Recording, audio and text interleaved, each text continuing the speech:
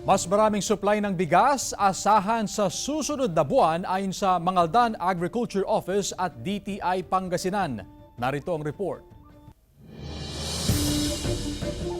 Hindi na lamang nanggagaling sa Cagayan Valley Region ang supply ng bigas na ibinebenta ni Joseph ng Mangaldan, Pangasinan. Meron na rin galing sa probinsya ng Pangasinan. Asahan pa raw ang mas maraming supply ng bigas simula sa susunod na buwan na umpisa rin ng harvest season ayon sa Mangaldan Agriculture Office. Expected po na bababa na po ang price ng ating bigas sa pamilihan kasi po ay parang sabay-sabay na rin na mag-harvest ang ating mga magsasaka. Marami pa yung supply.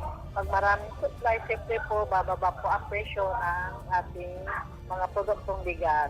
Bagay na sinang-ayunan din ng Department of Trade and Industry Pangasinan. Pero sa kabila nito, wala pa raw abiso kung malilift o maalis na ang price ceiling sa bigas. Ang trending kasi ngayon, Joanne, ay pababa na yung presyo ng bigas, no? Kasi anihan na.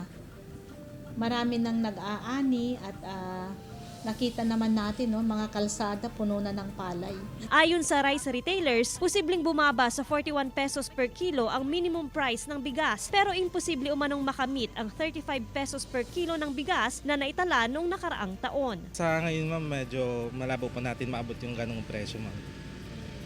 Dahil hindi natin malaman kung ano yung galaw ng natin, supply natin. Kasama si Jing Dakanay, Joan Punsoy, One North Central Luzon.